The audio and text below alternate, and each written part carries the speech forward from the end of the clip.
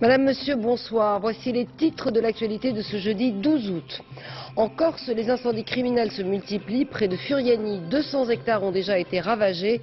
La gendarmerie a interpellé 2 suspects. Passager indésirable sur les vols Air France, un homme trisomique s'est vu refuser l'accès à bord au motif qu'il n'était pas accompagné. Martine Aubry interpelle le président de la compagnie. Une petite fille de 5 ans écrasée par un camion français à Mitrovica, alors que la tension est toujours aussi vive entre Kosovars, Serbes et Albanais, une cohabitation particulièrement difficile dans le seul hôpital de la ville. Les films de Jules Dassin, âgé aujourd'hui de 88 ans, ressortent actuellement en France. Une rétrospective qui vous permettra peut-être de voir ou revoir un film culte du Rififi chez les hommes. Martine Aubry, le ministre des Affaires sociales, a écrit aujourd'hui au PDG d'Air France pour lui demander pourquoi un pilote de la compagnie avait refusé d'embarquer un adulte trisomique au départ du vol Paris-Lorient au début du mois de juillet. Le commandant de bord avait en effet interdit l'accès à Marc Berder, 44 ans, voyageant seul, au motif qu'il ne présentait pas de certificat médical. Jérôme Sesquin et Jacques Gérard. Marc Berder est trisomique 21. Malgré son handicap mental, il travaille comme ouvrier agricole dans le Val-de-Marne. Autonome, il se déplace seul en bus et partage sa vie entre son emploi et ses amis du centre d'aide par le travail où il vit. Chaque été, il rejoint seul ses parents à Lorient, mais le 9 juillet dernier, un pilote d'Air France lui refuse à la dernière minute l'accès à bord. Motif, il mettrait en danger la sécurité du vol. Qu'est-ce qui différencie mon frère de n'importe quel autre individu ayant pris l'avion ce jour-là? Bon. Le fait qu'il soit trisomique? Eh bien écoutez, c'est pas pour moi une condition nécessaire et suffisante pour exiger un certificat médical et pour le refouler. Tout individu prenant l'avion peut avoir un malaise, peut effectivement déclencher quelque chose en cours de vol et c'est pas marqué sur son visage. Pour Air France, Marc Berder aurait dû présenter un certificat médical l'autorisant à voyager seul. C'est la raison invoquée par le pilote pour ne pas l'embarquer. Depuis le début de l'année, plusieurs cas similaires ont été signalés. Ce n'est pas un cas exceptionnel. Nous en avons eu quelques-uns, 5 ou 6, depuis le début de cette année, qui nous ont été signalés. D'ailleurs, on les avait portés à la connaissance d'Air France. La réponse qui nous avait été faite par Air France était une réponse pas totalement satisfaisante. Elle nous avait dit comprendre, mais elle nous avait dit qu'il convenait aussi de comprendre les craintes, les appréhensions du personnel de bord. Indigné, Marc Berder a écrit une lettre au pilote. Il attend toujours la réponse. Même silence du côté d'Air France qui n'a pas souhaité apporter de précision sur l'aménagement éventuel de sa réglementation.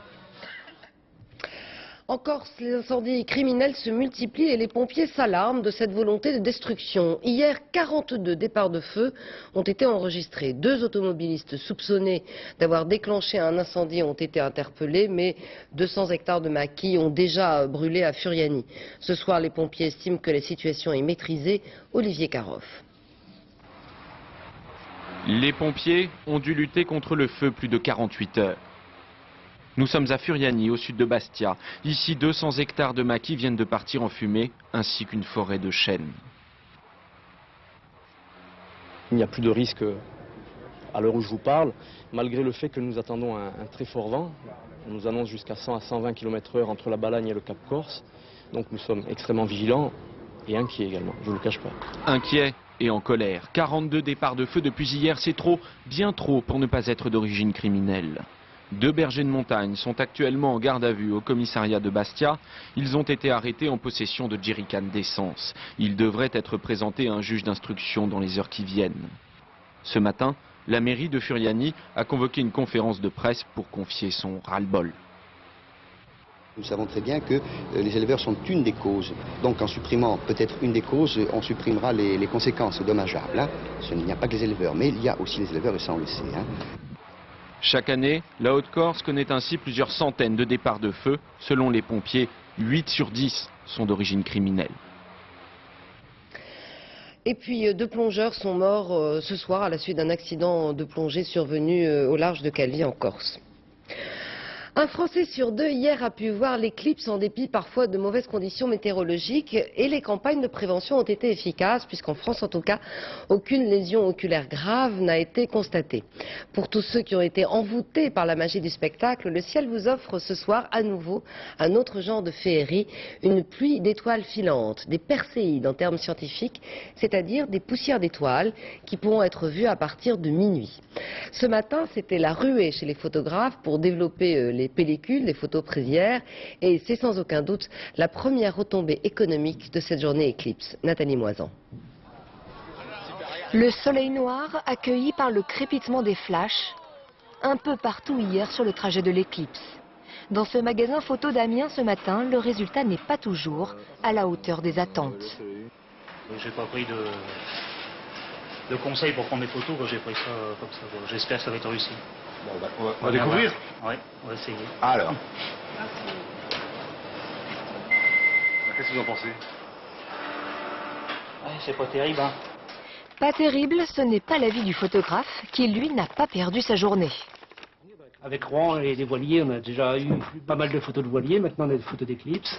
C'est une bonne chose pour nous. Qu'est-ce qu'il faut attendre maintenant alors? Il faudrait organiser ça tous les ans. Dans ce magasin parisien également, les apprentis photographes de l'éclipse ont débarqué. Résultat, le nombre des dépôts photos a augmenté de 30%. Bon, mais c'était quand même, il y avait beaucoup de nuages quand même. Pas très contrasté. Pour une première éclipse, vous êtes content? Oui, je suis resté content. Et donc ça me donne envie d'aller la voir sur la zone d'ombre où je pourrais faire des photos ou une éclipse totale. À défaut d'avoir pu fixer sur le papier la magie de l'instant, l'expérience aura peut-être fait naître de nouveaux chasseurs d'éclipses.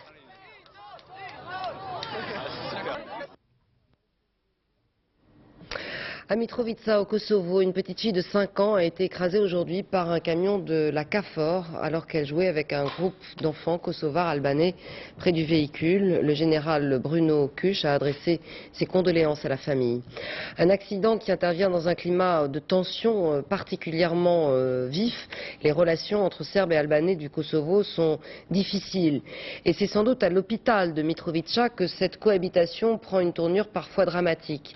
Un hôpital dont vous avions déjà parlé des difficultés. 4 semaines plus tard, Pascal Doucet-Bon et Jean-François Renou ont constaté que les relations s'étaient encore dégradées entre les deux communautés. Derrière les vitres, les employés serbes. Sur la pelouse, depuis 7 jours, leurs collègues albanais à qui ils interdisent l'entrée. Alors que les autres services de l'hôpital de Mitrovica sont parvenus à des accords plus ou moins appliqués, la pneumologie reste un point de blocage. Le staff de personnel serbe, il ne donne pas nous étions toutes égales. Il veut être supérieur, il veut occuper notre hôpital. Notre hôpital, c'est l'expression qu'emploie aussi le personnel serbe, surtout occupé ce matin-là à observer l'éclipse. Ils réclament une partition de l'établissement avec doublement de tous les services. Les Albanais, eux, veulent la parité. Les Serbes retranchés tiennent à nous montrer avant tout leurs patients, de toutes origines, apparemment tous bien traités. Contrairement au début de la crise, la ségrégation ne concerne aujourd'hui que les personnels. Elle n'en est pas moins inacceptable pour la directrice française de l'hôpital. Je vous dis que c'est un hôpital ici, ce n'est pas une prison et les portes doivent rester ouvertes. Et vous, vous devez aller travailler. Autoritaire, Muriel Arondeau a appris à le devenir face à deux partis incapables de négocier depuis un mois. Vous n'êtes pas ici pour faire de la politique. Vous êtes ici pour soigner des patients. Ces quelques évidences rappelées, la directrice ressort expliquer aux Albanais que les portes leur seront ouvertes demain. Leur chef de file, un gynécologue, nous demande alors la parole. Il sait comment tirer parti de notre présence. Il explique que la directrice est pro-serbe et incapable. Nous lui faisons remarquer qu'elle vient de négocier en son sens. Il lance alors ses troupes à l'assaut du service. S'ensuivent quelques minutes de confusion. Qu'est-ce que tu cherches à faire, dit ce médecin serbe considéré comme modéré à son collègue albanais. Tu ne travailles même pas dans ce service. Les deux hommes se connaissent depuis 20 ans. Vous devez attendre l'issue des négociations. Dans un pays civilisé, on attend l'issue des négociations. Un quart d'heure plus tard, le personnel albanais accepte de ressortir. Avant de prendre congé, Muriel Arondeau nous a confié son découragement. Depuis une semaine, elle ne se déplace plus sans la protection des soldats français. On ne sait jamais. Slobodan Milosevic durcit son gouvernement en y faisant entrer 5 nationalistes, un remaniement qui intervient une semaine avant le grand rassemblement antigouvernemental prévu à Belgrade. La Suisse Carla Del Ponte remplacera la Canadienne Louise Arbour à la tête du tribunal pénal international en charge précisément des crimes en ex-Yougoslavie et au Rwanda. Cette spécialiste des enquêtes financières sur la corruption et le blanchiment a la réputation d'une femme à poigne. Elle a accordé aujourd'hui ses premières conférences de presse, portrait par Bernard Lebrun. Elle ne déteste pas les caméras ni la gloire médiatique, mais Carla Del Ponte, 52 ans, préfère les images aux questions des journalistes. Procureur de choc pour les uns, nouvelle dame de fer pour les autres, ce magistrat, hier encore procureur fédéral de l'État suisse, a d'abord été choisi par Kofi Annan, à tel point que cette nuit, son élection par le Conseil de sécurité n'a été qu'une simple formalité de moins de 2 minutes. L'ONU a trouvé son homme, en l'occurrence une femme de loi. J'applique la loi, donc si il y a des éléments, on va faire tout ce qu'il y a à faire selon le mandat qu'on a reçu, n'est-ce pas? Là, je crois que ce ne sera pas un problème, dans le sens qu'on ne va pas se faire influencer, comme d'ailleurs Mme Arbour a prouvé. Cible de toutes les mafias, Madame le procureur a une spécialité, les affaires financières, qu'elles relèvent du blanchiment d'argent ou de la corruption politique. Tenace, elle ne lâche jamais sa proie. L'assassinat de touristes suisses à Luxor l'a conduit sur la piste des islamistes, bloquant les avoirs suisses d'Oussama bin Laden. Benazir Bhutto et son mari avaient un compte en Suisse. Malheur à eux, accusés de corruption, Carla Del Ponte les a fermés. Jusqu'à Boris Yeltsin, qui a tremblé face à l'énergie de cette femme, venue jusqu'à Moscou perquisitionner dans les comptes de sa famille, dans le cadre de l'affaire Mabetex. À dater du 15 septembre, Carla Del Ponte dirigera le TPI, ce qu'elle appelle aujourd'hui son merveilleux mandat. Sur la table, des dossiers considérables. La première inculpation d'un chef d'État en exercice, Slobodan Milosevic, mais aussi les charniers du Kosovo. Ou encore les bourreaux de Bosnie, Mladic et Karadzic. Et comme si cela ne suffisait pas, on lui confie le tribunal pénal d'Arusha qui enquête sur le génocide rwandais. Au bord du lac Léman, dans les sièges des banques suisses aujourd'hui, on était satisfait. Satisfait de savoir que Madame le procureur aura désormais bien autre chose à faire que de lutter contre le secret bancaire. Moscou prépare une offensive contre les troupes armées du Daghestan, c'est ce qu'affirme le Kremlin. Dans cette république du Caucase russe, limitrophe de la Tchétchénie, les islamistes appellent à la sécession. Aujourd'hui, la région était véritablement en état de guerre et les civils commencent à fuir. Jean-Marc Ilouz. Un millier de maquisards bien entraînés qui veulent fonder leur république islamique et un nouvel hélicoptère russe touché de plein fouet.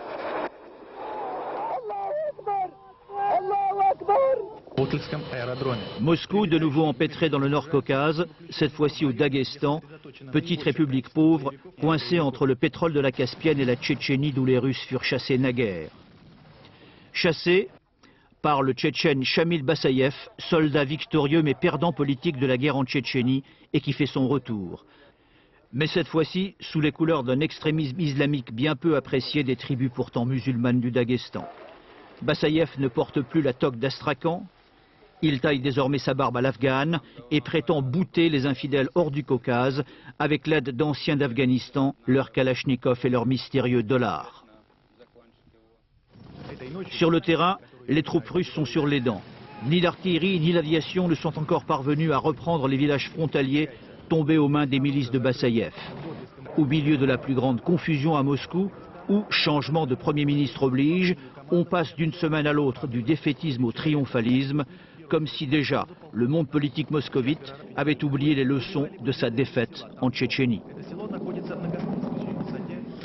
En Chine, la mousson provoque une nouvelle crue spectaculaire du Yangtze. Le plus long fleuve du pays a dépassé la cote d'alerte en dépit des énormes dépenses affectées l'an dernier au contrôle des inondations. Le bilan officiel fait déjà état de 725 morts. L'an dernier, dans les mêmes circonstances, on avait déploré 4000 morts. Commentaire d'Anne Poussinet sur des images exceptionnelles. Cette zone est en effet interdite à la presse étrangère. La zone inondée est immense. Et à la mesure de la Chine, les dégâts se chiffrent en millions. 5 millions de personnes évacuées, 11 millions d'hectares de cultures détruits ainsi qu'1 700 000 habitations. C'est le fleuve Yangtze qui, comme l'an dernier, a débordé. Une crue chronique que les autorités dirigent vers ces terres agricoles en perçant les digues à l'explosif, comme ici, pour limiter les inondations dans la grande ville voisine. Résultat, ces paysans ont trouvé refuge dans une école suffisamment haute avec ses 2 étages pour échapper au flot. Et les agriculteurs se sont fait pêcheurs pour tenter de survivre. L'aide reçue, 5 kilos de riz par personne en 3 semaines, est insuffisante. Maintenant, il n'y a rien à manger. Alors on doit penser à des moyens pour y arriver. Il n'y a presque pas de poissons. Cette année, il n'y a pas autant de poissons que l'an dernier. Le courant est trop rapide. Et dès qu'on en voit un, il se sauve. Depuis la crue de l'an dernier, les autorités chinoises exhortent les habitants à reconstruire. En témoigne ce slogan, « Rebâtir sa maison pour créer des lendemains lumineux, le peuple ne doit penser qu'à une chose, produire ». De nouveaux villages avaient été construits en hauteur, sur des digues. Mais on ne déplace pas si facilement une population paysanne. Nous, on doit travailler la terre pour gagner notre vie. Mais là-bas, dans le nouveau village, on peut juste y habiter. On ne peut rien y cultiver. Bonne nouvelle, depuis quelques jours, la décrue est amorcée. Ces inondations, 4 fois moins étendues que celles de l'an dernier, devraient donc aussi durer 40 jours de moins.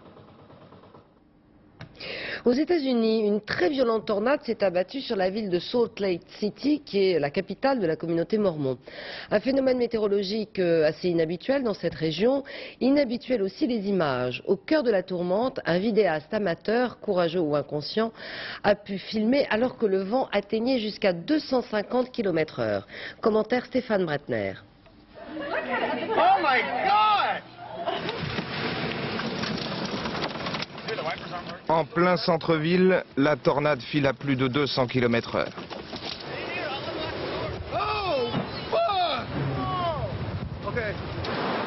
Elle ne mettra que 2 minutes 30 pour traverser Salt Lake City.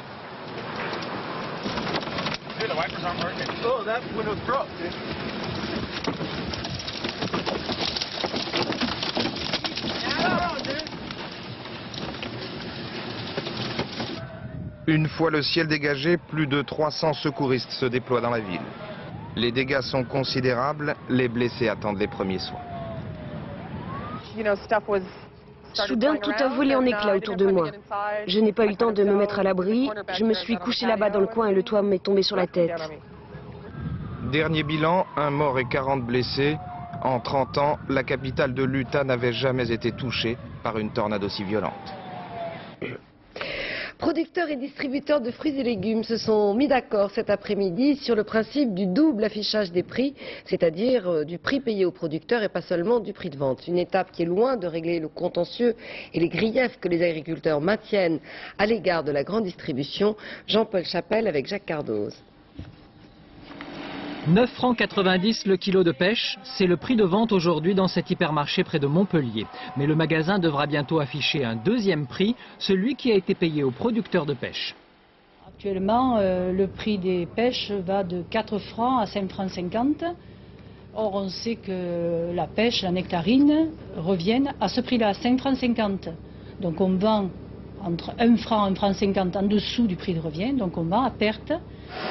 Ce double affichage était réclamé par les producteurs. Objectif, prendre à témoin le consommateur. Pour les agriculteurs, les hypermarchés sont les premiers à profiter de la différence entre le prix de vente et le prix d'achat. Pas si simple, comme l'explique ce vendeur à Clermont-Ferrand.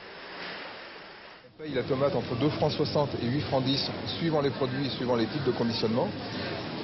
Et si on prend l'exemple de la tomate que l'on a à 6,90 actuellement dans le rayon, c'est une tomate qui nous a coûté 3,60 francs départ, mais derrière nous avons 0,40 francs de transport. Nous avons également des frais de centrale qui sont de 7%. Nous avons une TVA, ce qui nous fait un produit rendu magasin à 4,60 francs. Donc pour un prix de 6,90 à la vente. Malgré l'accord conclu aujourd'hui, les producteurs de fruits et légumes restent mobilisés. Ils se méfient des effets d'annonce et attendent l'application concrète du double affichage. La prime de rentrée scolaire sera de 1 600 francs par enfant cette année, c'est ce qu'a publié ce matin le journal officiel. 3 300 000 familles vont en bénéficier. Cette prime sera distribuée dans une quinzaine de jours. Et déjà à 3 semaines de la rentrée scolaire, les grands magasins ont mis en rayon cartables, cahiers et crayons. Et c'est l'affluence. Reportage à Lyon de Virginie Fichet et Thierry Monnier. Le mois d'août est à peine entamé et la ronde des cahiers commence déjà. Encore étourdie de soleil, la famille cède à l'appel de la rentrée scolaire et renoue avec l'incontournable dilemme: comment bien choisir le nouveau cartable du petit dernier? En général, mieux vaut privilégier la résistance plutôt que l'esthétique. Le petit frère n'est pas d'accord? Le petit frère est plutôt d'accord pour l'esthétique, la marque, le truc. En toile, à roulettes ou version sac à dos, ils sont les premiers à avoir pris place en rayon tout de suite après le 14 juillet. À eux seuls, les cartables représentent 15% du chiffre d'affaires rentré de cette grande surface. Voilà, cache-le là. Comme ça, il n'y a personne qui le voit. Et certains modèles sont déjà en rupture de stock. Disons que oui, on fait les premiers approvisionnements au niveau du cartable. Il y a vraiment 3 phases d'achat. En premier temps, les cartables, deuxième temps, tout ce qui est agenda, et troisième temps, tout ce qui est vraiment la fourniture pure de la rentrée des classes. Car l'acheteur haussien est d'un naturel prévoyant. Il préfère s'approvisionner dès maintenant pour éviter la cohue de fin août, début septembre. Voilà, tout simplement. Et étaler aussi la monnaie. D'autres pensent aussi à la rentrée pour mieux profiter des vacances, justement. Et surtout avant les vacances, pour être libéré. En un mois et demi, ce grand magasin réalisera l'équivalent de 5 millions de francs d'achat sur les seules fournitures scolaires. De quoi satisfaire les caprices des petits écoliers et rendre leur retour en classe un peu moins douloureux. L'aluminium est aujourd'hui une matière qu'on retrouve partout et pas seulement dans le frigo pour protéger les aliments.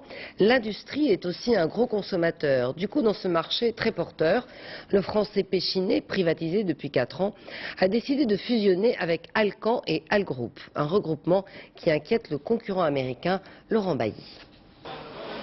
L'aluminium, c'est bien simple, on en trouve absolument partout. Dans les voitures, de plus en plus. Dans les avions, bien sûr, l'alu c'est léger. Mais aussi dans les trains, sans oublier les emballages avec les éternelles boîtes boissons. La demande ne cesse de croître, l'aluminium est devenu un nouvel Eldorado. Depuis 1970, sa production mondiale a doublé, alors que les prix, eux, ont été divisés par 2 en 10 ans. Une tonne d'aluminium vaut aujourd'hui 1 200 $, moins de 7 000 francs. Alors, la fusion de Pechiney avec le Canadien Alcan et le Suisse Algroup fait couler beaucoup d'encre. Dans ce nouveau géant de l'aluminium, les actionnaires de Pechiney n'auront que 29%, les Suisses 27%. Pour leur part, les salariés de Pechiney redoutent que cette fusion n'entraîne des milliers de licenciements. Dans ce projet, on annonce une nouvelle fois encore des pertes d'emploi, donc ça, c'est des choses qui sont inadmissibles, quoi. Et ça fait une très grande peur, je vous assure que l'ambiance dans les ateliers est vraiment très morose. 4 500 postes supprimés dans le monde, c'est ce que prévoit le PDG de Pechiney. Lui parle des synergies nécessaires entre les 3 acteurs de la fusion. Ces synergies vont s'accompagner de certaines suppressions d'emplois qu'on a évaluées à titre préliminaire à 5% de l'effectif. Bon, 5% sur 2 ans, c'est quelque chose qui est tout à fait gérable, compte tenu simplement des départs naturels dans les différentes entreprises qui vont constituer cette nouvelle société. Le problème, c'est que cette nouvelle société géante va se heurter à une rude concurrence. Réponse du berger à la bergère, l'américain Alcoa annonce aujourd'hui le rachat de son compatriote Reynolds. Avec 94 milliards de chiffre d'affaires, il redevient numéro 1 mondial devant APA. C'est la course au gigantisme, difficile aujourd'hui de distinguer clairement le futur vainqueur de la guerre de l'aluminium. Alors, autre réponse du berger, non pas à la bergère, mais à l'embargo décidé par les Américains, notamment sur les fromages de Roquefort. Cette nuit, dans l'Aveyron, à Millau, un groupe d'agriculteurs a dévasté le chantier d'un McDonald's en construction.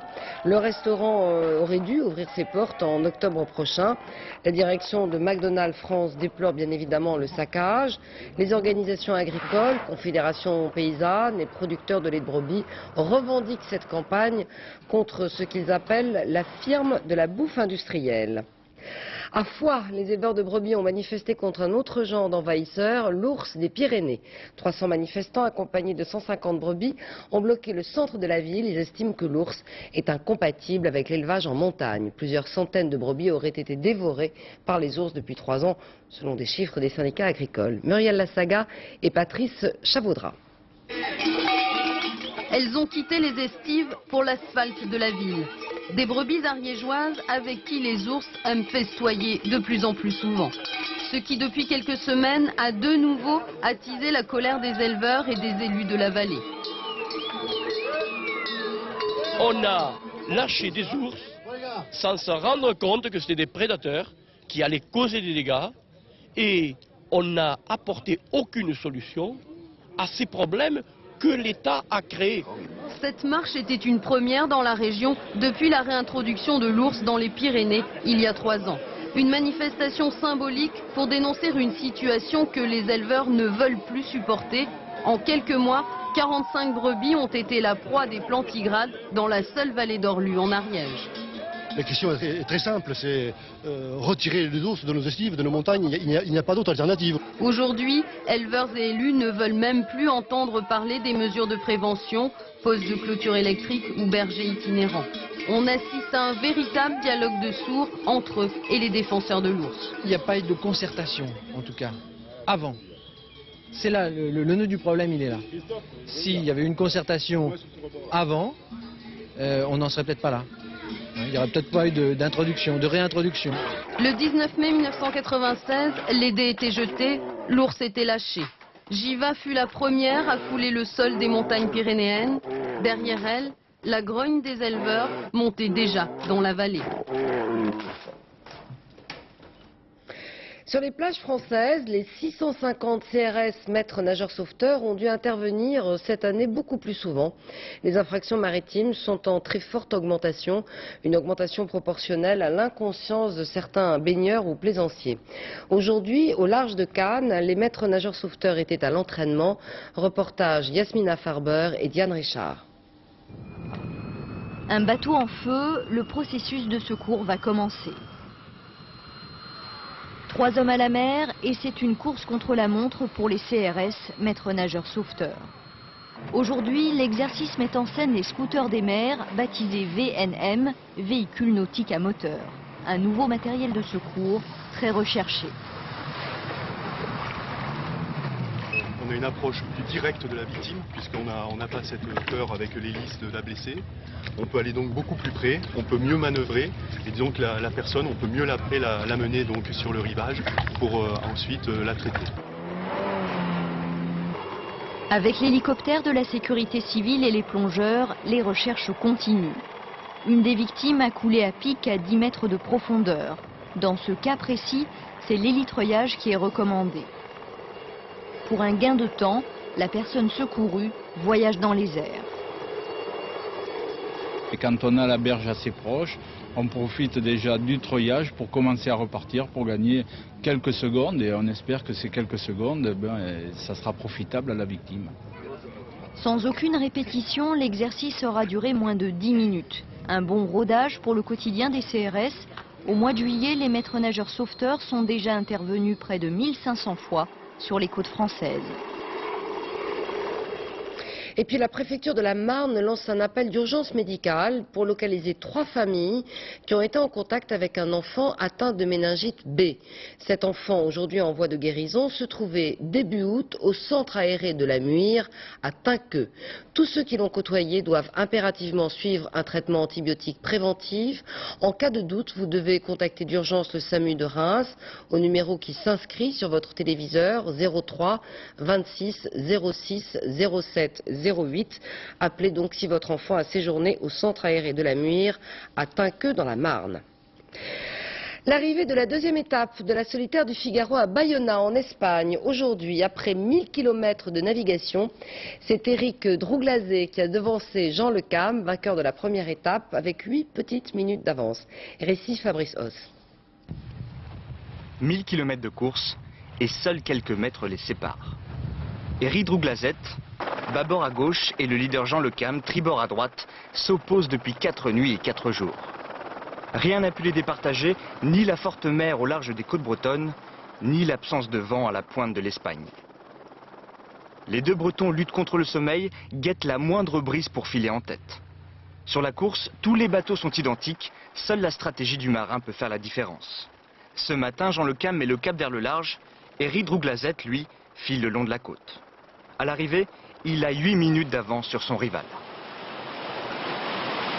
Sur des grands prix, j'ai plus d'habitude, mais sur le Figaro, c'est quand même un gros morceau, donc ça fait plaisir. En plus, bon, là, j'accumule, parce qu'on largue un peu les adversaires. Jean Le Cam a tenté un coup de poker, le vent a joué contre lui. Et pourtant, j'y croyais. C'était faisable.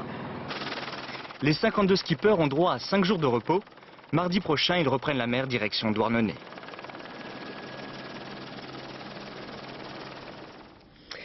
Si le nom de Tony le Stéphanois ne vous dit rien, précipitez-vous pour voir du Rififi chez les hommes, un film policier culte de 1955 signé Jules Dassin. Le meilleur film du réalisateur américain, âgé aujourd'hui de 88 ans, sont à nouveau présentés, une rétrospective qui a enchanté Pascal Deschamps et Mathieu Drejoux. Ce n'est pas un mot ordinaire, vous ne trouverez pas dans le dictionnaire. Embrouille, castagne, rivalité, règlement de compte, du rififi, il y en a partout aujourd'hui encore et dans tous les milieux. Mais quand Jules Dassin s'attaque à cette histoire de casse qui tourne mal, il réalise sans le savoir un petit bijou du film noir qui fut salué unanimement à l'époque. Ce film, qui est d'ailleurs un vrai chef-d'œuvre, à l'avis de tous les gens qui s'y connaissent un petit peu, même de ceux qui ne s'y connaissent pas, ce qui est encore plus rare et plus important. Ah bon? Et Diane, en vitesse. Quel diable? Chez ces gens-là, monsieur, on ne parle pas, non. On va à l'essentiel. Fais pas de baratin. Tiré d'un roman d'Auguste Le Breton, ce film permet à Dassin, victime du macartisme et de la fameuse liste noire aux États-Unis, de retravailler pour la première fois depuis 5 ans. Pour nous, il est revenu sur les lieux du crime, sur les Champs-Élysées. 45 ans après y avoir tourné la scène finale, celle où le gangster meurt. Pas de jugement moral, non, seulement la fatalité, la tragédie, le destin. Ces gens-là, ce que j'aimais surtout dans le film, c'était leur amitié, leur amour l'un pour l'autre, le respect l'un pour l'autre.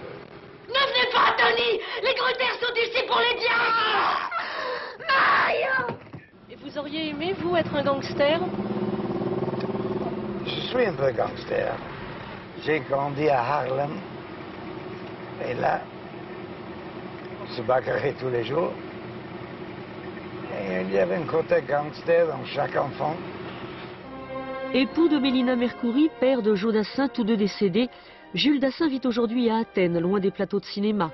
Reste une poignée de chefs-d'œuvre à revoir ou à découvrir, dont un polar d'un autre âge, un âge où il suffisait d'un seul coup de feu pour que les cœurs chavirent. Robert Dorfman, producteur à succès de films aussi différents que La Grande Vadrouille, Jeux Interdits, Touchez pas au Grisby ou encore l'année dernière à Marienbad, est décédé hier à son domicile parisien. Il était âgé de 87 ans. Salsa, rap et soul music, ce mélange des genres est la spécialité d'un jeune homme talentueux qui vient de Saint-Domingue via Miami. Il débarque aujourd'hui en Europe. Mangou connaît déjà en France un grand succès et cet été, il fait la tournée des festivals. Repérage ferroviaire avec Olivier Lenuzza et Frédéric Bazille.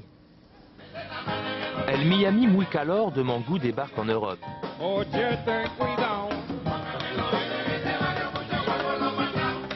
Muchos guapos lo han matado. ¿A dónde? Mangou, né à Saint-Domingue, parachuté dans le Bronx à l'âge de 6 mois, vit depuis 1989 à Miami. Je pense que ma musique bouge plus vite que les trains. Mes rythmes chauffent mieux, comme on dit. Même quand mes chansons sont lentes, elles sont pleines de mouvements. Ça va dans tous les sens.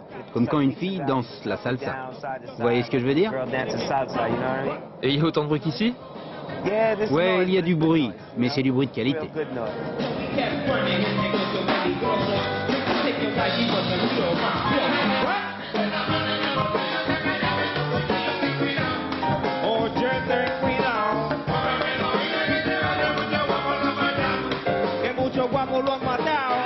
Mangou a concocté un cocktail étonnant et détonnant. Un zeste de hip-hop, une pincée de salsa, quelques gouttes de mambo et un doigt de jazz. Arriba, salud, une recette explosive. En Europe, je pense qu'ils aiment ma musique parce que c'est un mélange. C'est différent. Mais dans le monde entier, le succès de Compay Segundo, de Buena Vista Social Club et de tous ces trucs-là a aidé la musique des Latinos à se faire apprécier grâce à la qualité du son cubain.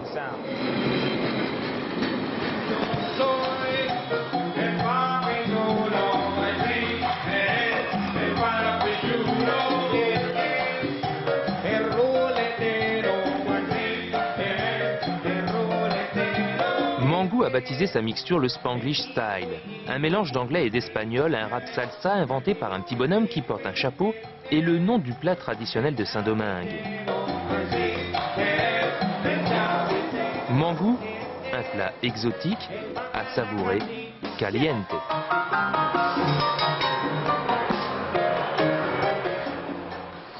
Ainsi s'achève ce journal. Je vous en rappelle le principal titre. En Corse, les incendies criminels se multiplient. Près de Furiani, 200 hectares ont déjà été ravagés. La gendarmerie a interpellé deux suspects. Dans quelques instants, vous pourrez suivre la météo présentée par Nathalie Riouet, suivie du point route par Patrice Drevet. 20h55, les Nouveaux Mondes Afrique du Sud, magazine présenté par Antoine de Maximi. Demain à 7h50 dans les 4 vérités, Françoise David recevra Élie Cohen, économiste et chercheur au CNRS. 13h, Laurence Ostolazza et Antoine Cormery. À demain 20h, très bonne soirée sur France 2. Au revoir.